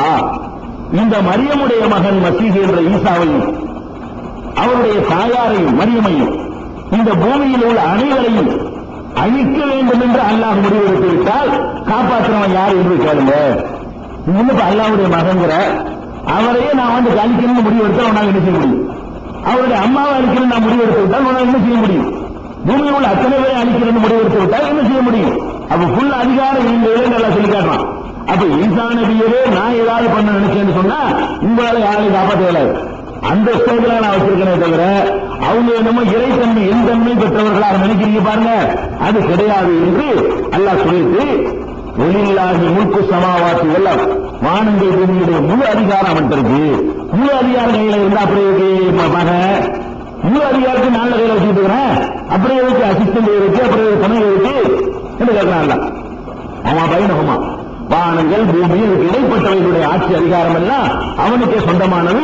எகுனுக்கும் ஆயிஷா நினைத்ததை படைப்பான். அழகான ஆயத்தால சொல்றான், என்னப்பா இருக்கா தந்தை இல்லாம பிறந்த ஒண்ணு மகன்றீங்களா? தந்தை இல்லாம பிறந்த மகன்றீங்களா? நினைச்சதை படைக்கிறவன் நான் இப்படிதான் படைப்பேன். தந்தை இல்லாமலும் படைப்பேன், தாய் இல்லாமலும் படைப்பேன். எத்தனை வகைய வெரைட்டியால படைக்கிறான். மூலப்பொருள் இல்லாம படைக்கப்பட்டாருங்கிறதுக்காக சொல்லிட்டு இருக்கீங்க. மூலப்பொருள் இல்லாம மனுஷன்ல படைச்சவன மகன்றீங்க. தாவரங்கள் நல்லா படைக்கிறான், அது கொண்டு சொல்ல போறீங்க. சில தாவரங்கள் இருக்கிறது வேத போட்டு முளைக்கும். சில தாவரங்கள் என்ன இருக்கு, புளிய மரம்னா புளிய மூட்டை தூக்கி போடணும், கடுகு மரம்னா கடுகு விதையை கொண்டு போடணும், முருங்கை மரம் வேணா முருங்கை மரத்துக்கு விதை போட வேணாம ஒரு குச்சியை ஓட்டினா அதுல வளர்ந்துட்டு வருமே. அப்ப அதுக்கு என்ன விதை கிடையாது. செலவுக்கு அல்லாஹ் விதையிலிருந்து முளைக்க செய்கிறான், செலவுக்கு விதையிலிருந்து முளைக்க செய்யறதில்லை.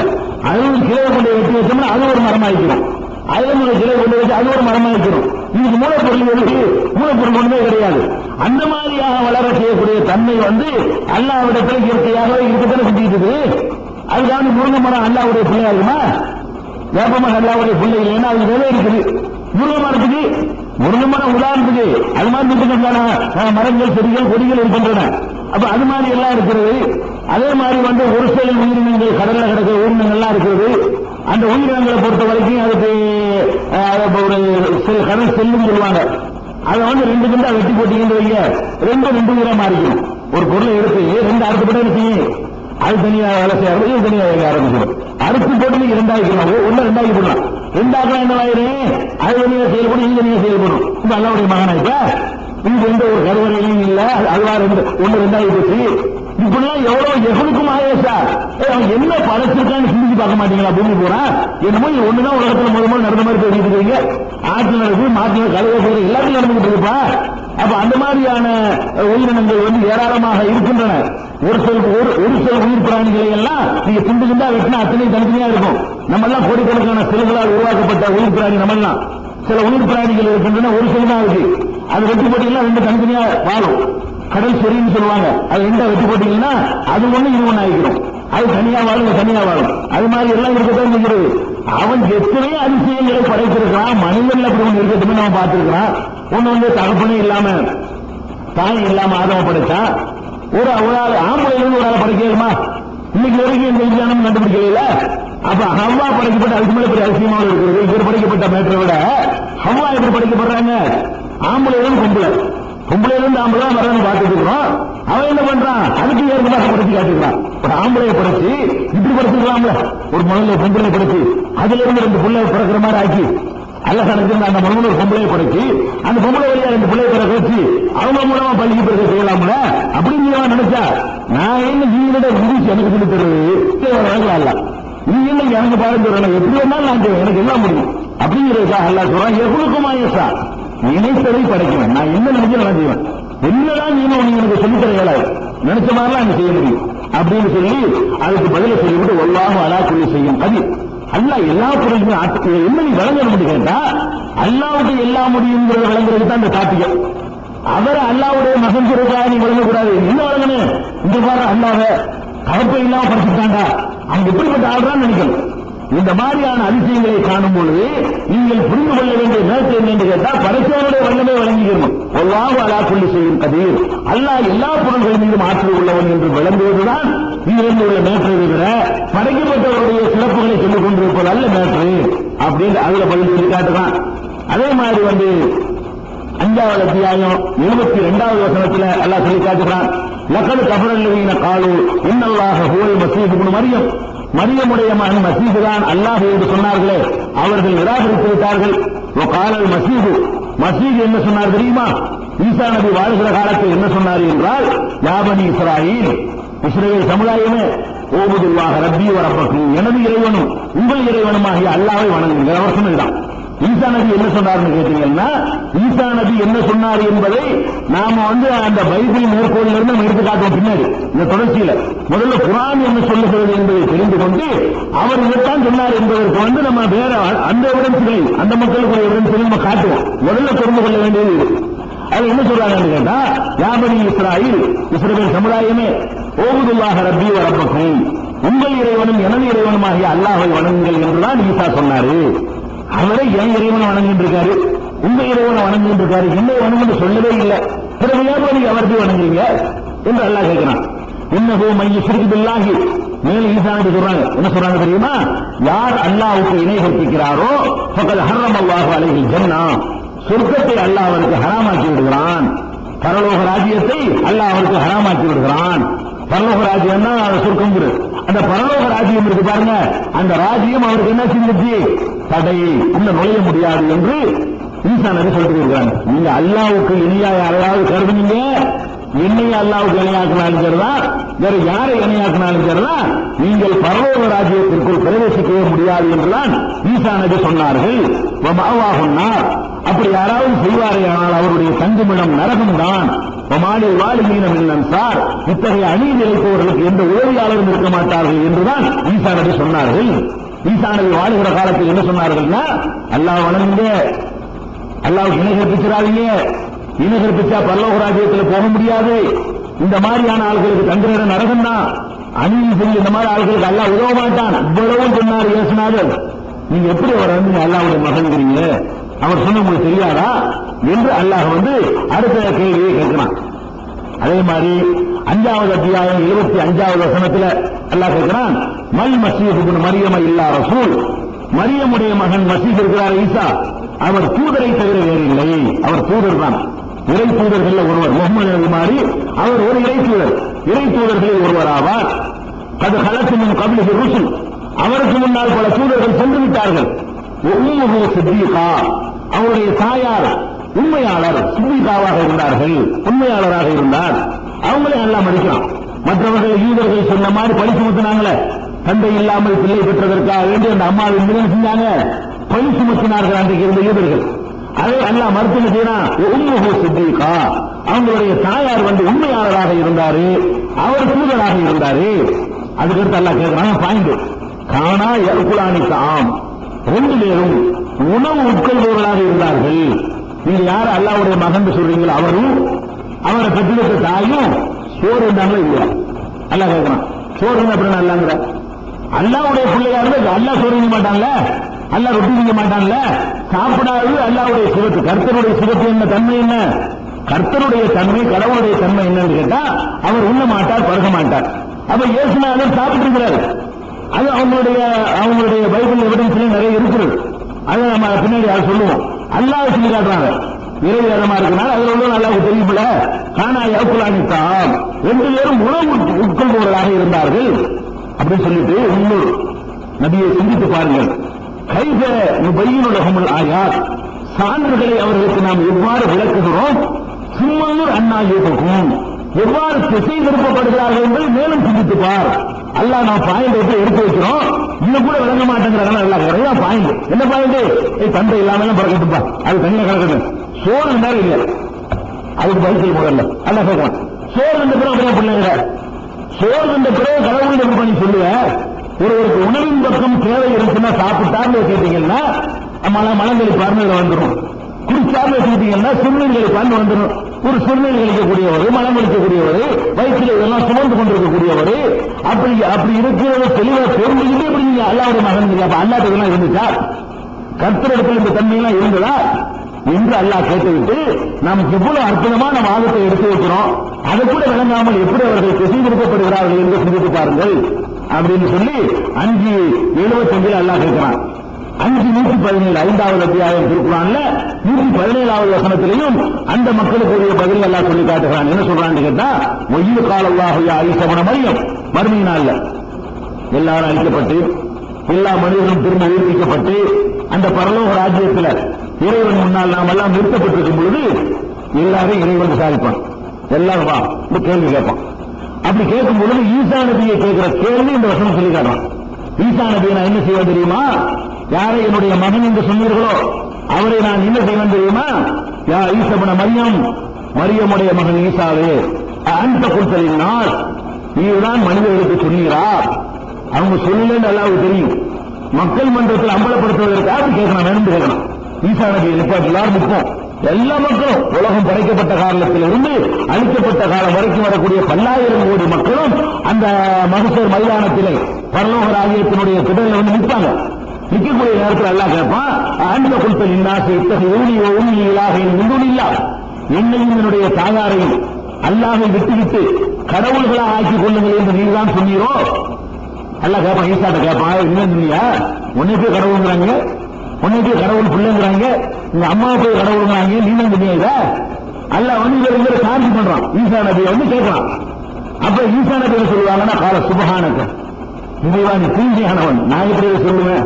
மா எக்கூலி அன்ன கூல மாலை சிலைவி ஹக்கில், எனக்கு தகுதி இல்லாத ஒன்றை நான் எப்படி சொல்ல முடியும்? நான் எப்படி சொல்றது? எனக்கு உரிமை இருக்குது, எனக்கு உரிமை இல்லையே.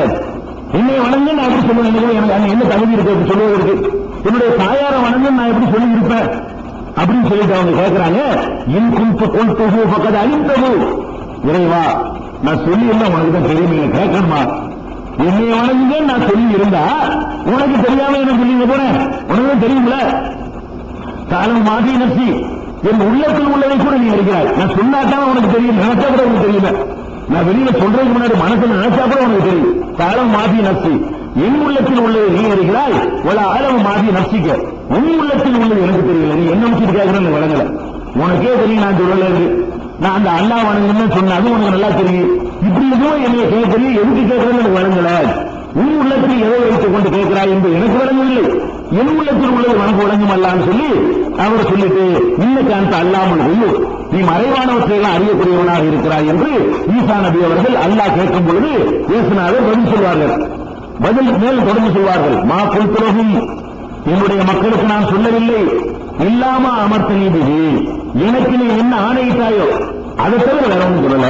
நான் என்ன சொன்ன தெரியுமா? நீ எனக்கு கட்டளையிட்டதான் சொன்னேன். என்ன கட்டளையிட்டாய்? அனேபுதுல்லாஹ ரப்பி வ ரப்பக்கும், என் இறைவனும் உங்கள் இறைவனும் ஆகிய அல்லாஹ்வை வணங்குங்கள் என்பதை தான் சொன்னேன். வேற ஒன்றும் சொல்லல. என்ன படிச்ச அல்லாஹ் வணங்குங்க, உங்களை படிச்ச அல்லாஹ் வணங்குங்க, இதுதான் நான் சொன்னேன். குன்து அலைஹிம் ஷஹீதன் மாதம் பிடிக்கும், நான் அவர்களோடு இருந்தவரை இதை கண்காணிச்சுட்டு இருந்தேன். நான் இருக்கிற வரைக்கும் இந்த வேலை நடக்கல. நான் அந்த மக்களோடு இருந்த வரைக்கும், அவர்களோடு இருந்த வரைக்கும் எல்லாம் சொன்னோம். உயிரோடு இருந்த வரைக்கும் கூட சொல்லல. அந்த டாபிக் பின்னாடி வரும், உயிரோடு இருக்கிறார்கள் இல்லையாண்டு. நான் அவர்களோடு இருந்தவரை என்ன செய்து கொண்டிருந்தேன்? கண்காணித்துக் கொண்டிருந்தேன். என் முன்னாடி சொன்னாங்கன்னு கடை பிடிச்சிருவேன். என்ன சொல்றேன்? நான் இருந்த வரைக்கும் அவர்கள்ட்ட இருந்த வரைக்கும் ஒழுங்கா நடந்துகிட்டு இருந்தாங்க. புலம்மா தவ பைத்தனி என்னை நீ கைப்பற்றிக் கொண்ட பிறகு குறித்தான் தர ரகீபாலையும் நீதான் அவர்களை கண்காணிப்போம். அதுக்கப்புறம் நான் பொறுப்பில்லை. நான் அவங்களோடு இருந்த வரைக்கும் நான் கரெக்டா கொண்டு போயிட்டு இருந்தேன். நீ அவங்கள்ட்ட என்ன செஞ்சுட்டு சொன்னா அப்புறம் நான் பொறுப்பாளி ஆக மாட்டேன். அந்த அலாக்குறை செய்யும் செயல் நீதான் எல்லா பொருளையும் கண்காணித்துக் கொண்டிருக்கிறாய் என்று ஈசா நபி பரலோக ராஜ்யத்தில் எல்லாரையும் கைவிட்டு விடுவார்கள். ஈசா நபி சொன்னாங்க, என் சித்தப்படி யார் நடக்கிறானோ அவன் பரலோக ராஜ்யத்தில் பிரவேசிக்க முடியாது. என் பிதாவின் சித்தப்படி யார் நடக்கிறானோ அவன் தான் பரலோக ராஜ்யத்தில் பிரவேசிக்க முடியும் என்று ஈசா நபி சொன்னதாக இன்றைக்கு நம்ம பைபிளில் பார்க்கிறோம். அது டெக்ஸ்டோட நம்ம பின்னாடி சொல்லுவோம். இப்ப தெரிஞ்சுக்கிற வேண்டிய என்னன்னு கேட்டா, ஈசா நபி அவர்கள் அந்த பரலோக ராஜ்யத்தில் இந்த எல்லாரும் கைவிட்டுருவாங்க. எனக்கு தெரியாது. அப்ப அந்த மாதிரி உள்ள விஷயங்களை அந்த மக்களுக்கு எல்லாம் எடுத்து சொல்லி, நீங்க மறுமையை பரலோக ராஜ்யத்தை பாழாக்கி இல்லாதீர்கள், வெற்றி பெற முயற்சி பண்ணுங்கள் என்று அல்லாஹ் மக்களுக்கு அறிவுரை சொல்கிறான். 9வது அத்தியாயத்தில் 34 வசனத்திலையும் அவர்களுக்கு தான் அல்லாஹ் பதில் சொல்றான். இத்தகைய அபாரகம் ஒரு ருபானகும் அருபாவும் என்று இல்லா. இந்த மக்கள் தங்களுடைய மத குருமார்களையும் சன்னியாசிகளையும் அல்லாஹ் விட்டுவிட்டு கடவுள்களாக ஆக்கிவிட்டார்கள். ஒரு மசீகபன மரியமுடைய மசீகையும் கடவுளாக்கி விட்டார்கள். யாரையெல்லாம் கடவுளாக்கிட்டாங்கன்னு கேட்டா, ஈசா நபியும் கடவுளாக்கிட்டாங்க, மத குருமார்களையும் கடவுளாக்கி விட்டார்கள். மத குருமார்கள் என் பாவத்தை மன்னிச்சுன்னு கேட்கிறாங்க. அல்லாஹ்விடத்தை கேட்க வேண்டிய அந்த பாவ மன்னிப்பை மத குருமார்களாகிய மனிதர்கள்ட்ட போய் கேட்கிறாங்க. அப்படின்னு சொல்லிட்டு ஒமா உமிரு இல்லாலி யாவது இலாகம் வாகிதா, ஒரே ஒரு கடவுளை தவிர வேற யாரையும் வணங்கக்கூடாது என்றுதான் அவர்கள் கட்டளையிடப்பட்டிருந்தார்கள். அவங்களுக்கு சொன்ன கட்டளை இது இல்ல. ஈசா நபியின் மூலமாக இயேசுநாதர் மூலமாக அவங்களுக்கு சொல்லப்பட்ட கட்டளை என்ன? ஒரே ஒரு இறைவனாகிய அல்லாஹ் வணங்குங்கள், லா இலாஹ இல்லா ஹுவ, அவனை தவிர வேறு வணக்கத்திற்குரியவன் யாரும் இல்லை, சுப்ஹானஹு அம்மா யுஷ்ரிகூன், அவர்கள் இணை கற்பிப்பதை விட்டு அல்லாஹ் தூய்மையானவன் என்றுதான் அவர்கள் ஆணையிடப்பட்டிருந்தார்கள். அதை மீறுகிறார்கள். 9:39 சொல்லி காட்டுறான். அதே மாதிரி 43:59 அல்லாஹ் அந்த மக்களுக்கு தான் பதில் சொல்றான். என்ன பதில் சொல்றான்? ஒக்காலு, அவர்கள் கேட்கிறார்கள், ஆலி உத்தனா கயிறுன் அமுகுவ, எங்கள் கடவுள்கள் சிறந்ததா உங்கள் அவர் சிறந்தவரா என்று கேட்கிறார். இறைவன் சிறந்தவனான்னு கேட்கிறாங்க. மால் அரபூலக இல்லா ஜதலா, அவர்கள் வீண் விதண்டாவாதம் தான் செய்கிறார்கள் அப்படின்னு சொல்லிவிட்டு அல்லாஹ் ஈசா நபியை பற்றி வாதத்தை வைக்கிறான். இன்னும் இல்ல அபுதுன் அண்ணாமனா அழைக்கும், அவருக்கு நாம் அருள் செய்திருக்கிறோம். அப்படி ஒரு அதிகாரம் அவர் வேற ஒன்று கிடையாது. ஈசா நபி என்பவர் ஒரு அடிமை. இன்னும் இல்ல அபுதுன், அவர் ஒரு அடிமை தான். அண்ணாமனா அழைக்கு, அவருக்கு நிறைய அருள்கொலைகள் செய்திருந்தோம். கடவுள் இல்ல, இது விளங்காம அவர் சிறந்தவரா இவர் சிறந்தவரான்னு கேட்டுக் கொண்டிருக்கிறார்கள் அப்படின்னு அல்லாஹ் அவர்களுக்கும் அந்த பதிலை சொல்லி காட்டுகிறான். அதே மாதிரி 43வது அத்தியாயம் 63, 64, 65 ஆகிய 3 வசனங்களிலையும் ஈசா நபி அவர்கள் அந்த மக்களுக்கு செய்த அறிவுரையை எல்லாம் எடுத்து காட்டுகிறான். புலம்மாஜா ஈசாபில் பையினார், ஈசா நபி அவர்கள் தெளிவான சான்றுகளை இந்த மக்களிடத்தில் கொண்டு வந்த பொழுது, கால கஜ்ஜத்துக்கும் ஹிக்மா, உங்களிடத்தில் ஞானத்தோடு நான் வந்திருக்கிறேன், ஞானத்தை கொண்டு வந்திருக்கிறேன். ஒளி பையனக்கும் அல்லது தக்களிப்புன செய்தி, நீங்கள் முரண்பட்டிருக்கிற பல விஷயங்களை தெளிவுபடுத்துவதற்காகவும் உங்களிடத்தில் வந்திருக்கிறேன். கொத்தக்குல்லா, எனவே அல்லாஹ்வை பயப்படுங்கள் தான் அவர் சொன்னார். ஈசா நபி என்ன சொன்னார்னு கேட்டா, அல்லாஹ்வை கர்த்தரை அஞ்சுங்கள், வாத்தி ஊனி, எனக்கு கட்டுப்பட்டு நடங்கள். இன்னல்லாக ஹுவ ரப்பி வ ரப்புக்கும், அல்லாஹ் தான், அவன் தான் எனக்கும் உங்களுக்கு இறைவன். ஃபாபுதுஹு, அவனையே நீங்கள் வணங்குங்கள். ஹாதா சிராத்து முஸ்தகீம், இதான் நேரான பாதை. இதான் ஈசா நபி சொன்னார். ஈசா நபி அந்த மக்கள்கிட்ட போய் சொன்னது என்னன்னு கேட்டா, அது உங்கள் இறைவனும் எங்கள் இறைவனுமாகி அல்லாஹ் வணங்குங்கப்பா, அதுதான் நேரான பாதைன்னு சொன்னாரு. ஏன் அவர் கூட்ட நீங்க மறுக்கிறீங்க?